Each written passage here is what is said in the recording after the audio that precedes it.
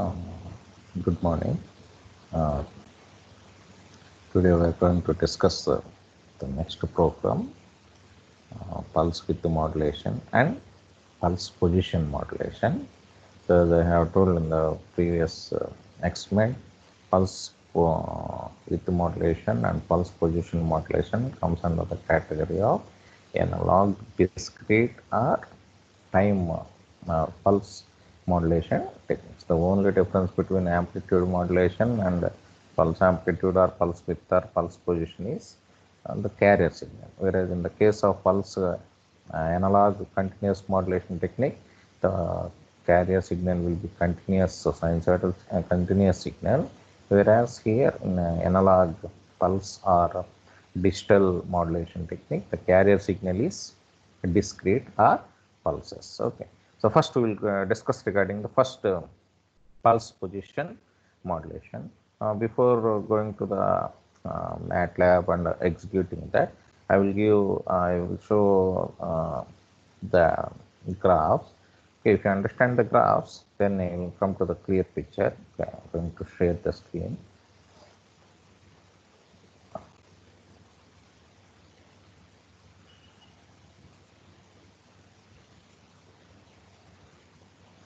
So this is the waveform of pulse amplitude, pulse position, pulse width modulation and pulse position modulation.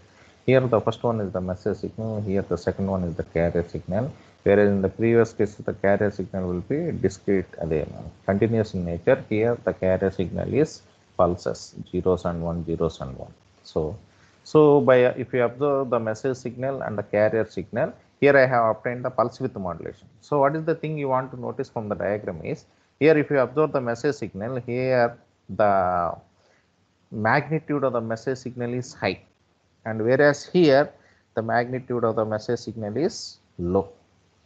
Here the magnitude of the message signal is low. Okay, so where in the message signal, wherever you are having maximum amplitude, the final output, the pulse width, here the pulse width is more. Here you are having very less. In the message signal, here you are having very less amplitude or very less amplitude. So the pulse width is also very less. So if you observe here, so as the amplitude is increasing, the pulse width is also increasing. Next, from here onwards, the amplitude is decreasing. So what happened to the pulse width? The pulse width also slowly decreases. Now at this position, here the amplitude of the message signal is very less. That's why we have obtained very less pulse width. Again from here onwards, again the message signal amplitude is increasing. So that's why the pulse width also increasing. So this is the waveform we want to observe from the message signal and carrier signal. So whenever the amplitude of the message signal is very high, there at that location we should get the pulse, the width of the pulse should be more, and similarly wherever the amplitude of the message signal is very less, then we will get very small pulse. So depending upon the amplitude, the pulse width is varying. Here if you observe here, the widths of the pulse are not same. So the widths of the pulse are varying in accordance with the amplitude of the message signal. For larger amplitude of the message signal, we are getting larger width, and similarly for very less amplitude of the message signal, we are getting very less amplitude. So this is regarding the pulse width modulation. So from this figure you can clearly understand how the width of the pulse width modulated signal is varying with respect to the message signal. Next, coming to the PPM signal. So PPM signal I cannot draw directly from the message signal and carrier signal. So PPM stands for pulse width modulation. So PPM waveform we cannot obtain directly PPM waveform from the message signal and carrier signal. So the PPM waveform, we will obtain the PPM waveform only after getting pulse width modulated signal. So the all the falling edges of the pulse width modulation. So at every falling edges of the pulse width modulation, we will get PPM, pulse position modulated signal. So here, if you observe here, the widths of all the pulses are same. If you observe here, the widths of the pulse position modulated signal, the widths are same, but what is the only difference? The spacing. Here, if you observe here, the spacing between this pulse and this pulse is more, whereas if you observe here, the pulse width between this width and this width is the pulse, the position or the spacing between this pulse and this pulse is less, whereas here the spacing between this pulse and this pulse is more.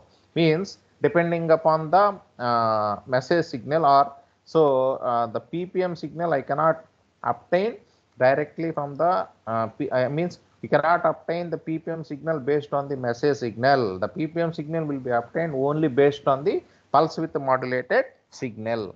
So all the PPM signal pulses starts at the falling edges of the PWM waveform. Here the width of all the PPM signal pulses are same. The only difference is position. Here the spacing between these two pulses, for example, this is x. Here the position between these two pulses is 1.5x. Means here the width is same, but the spacing or the position varies. So if this is the graph which clearly indicates pulse width modulated signal and PPM signal. Okay, now let's go to the program.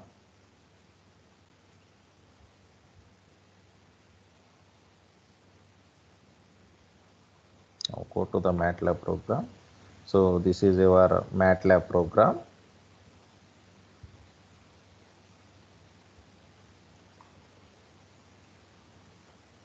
So first I will run the program. Later I will explain the code. So I have run the program and I have obtained the waveform. Now I will show the waveform.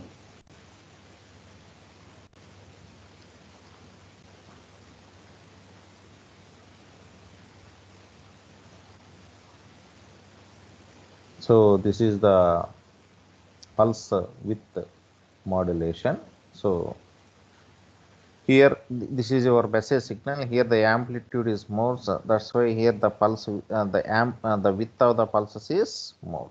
Here the amplitude of the message signal is less, so the width of the pulse is also very less. So if you observe from here to here, the amplitude is increasing. So the widths of the pulses also increasing. From here to here, the widths, the amplitude of the message signal is decreasing. So the widths of the pulses also decreasing. Again, from here to here, the widths are increasing. So the widths of the PWM signal is also increasing. And finally, this is a demodulated signal. Okay. So a small noise came into the picture. Okay, so almost equal to the message signal. So this is the waveform we have generated by using the code. Okay, now we will go to the code and explain how to write the code.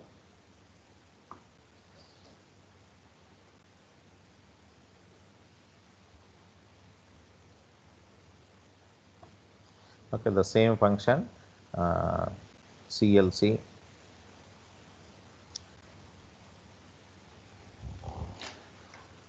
Where CLC used to clear the command window, and clear all is used, all the workspace will be cleared, and close all command is used to close all the existing graph. Okay, so and FC is carrier frequency, and FS is sampling rate, and FM is message signal frequency.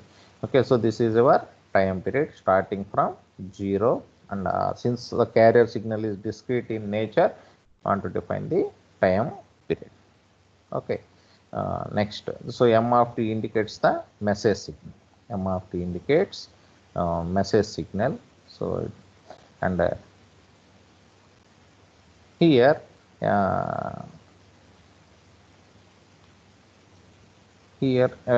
directly we can use directly the inbuilt function PWM.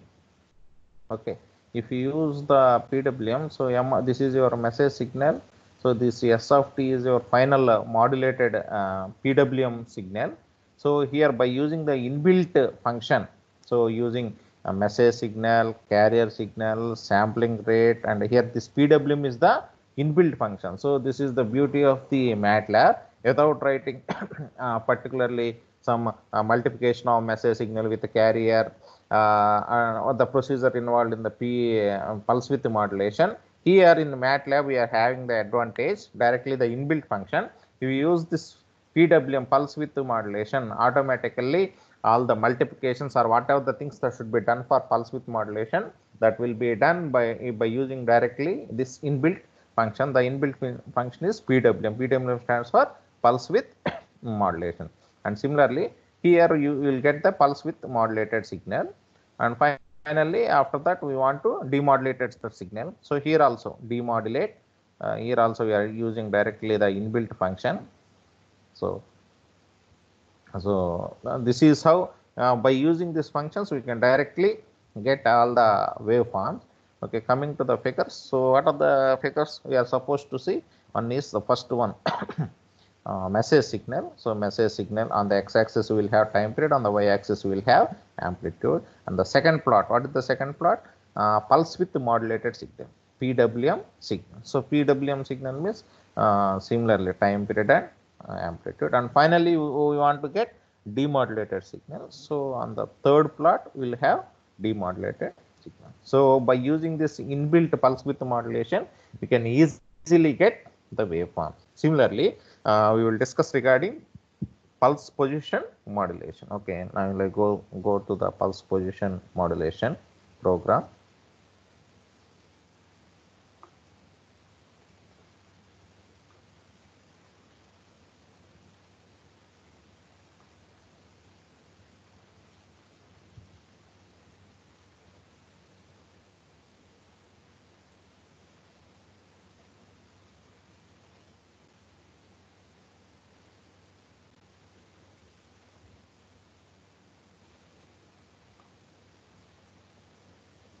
So this is our pulse position modulation code.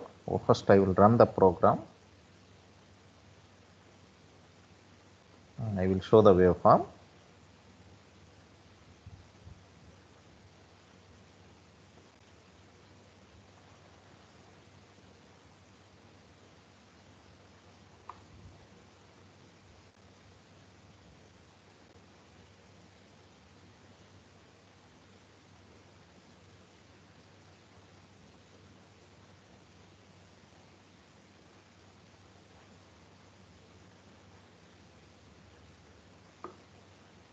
So this is our pulse position modulation. So this is our message signal, and this is, so if you observe here, the widths of all the pulse position signal are same.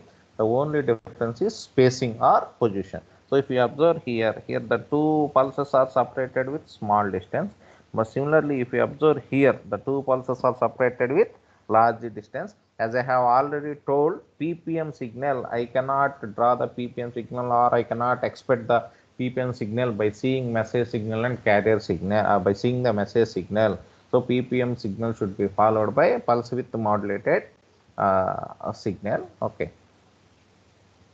So the trailing edges of the pulse width modulation, the pulse position pulses will start. If you observe here in this pulse position PPM modulated signal, the widths of all the pulses are same. The difference is only spacing or position. Here the spacing is very large. Here the spacing is very less. So this is our message signal. This is your pulse position modulated signal, and this is your final demodulated signal. Okay, now I will go to the and go and explain the code.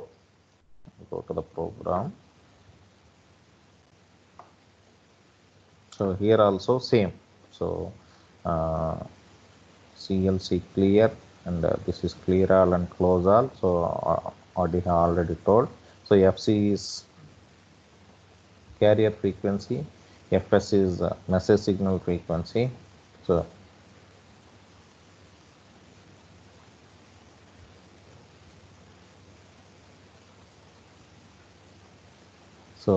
Here also finally, here also I can directly use ppm inbuilt function. So by using this inbuilt function, so ppm inbuilt function, we can directly get the ppm waveform.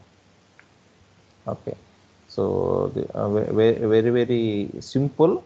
So how to generally, if I can draw generally if I want to get a ppm is, first of all I want to generate a PWM signal.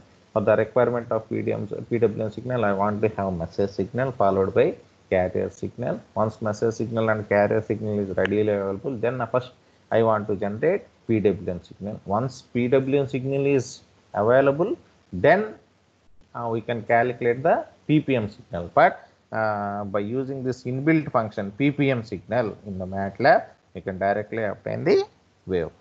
Okay. Thank you.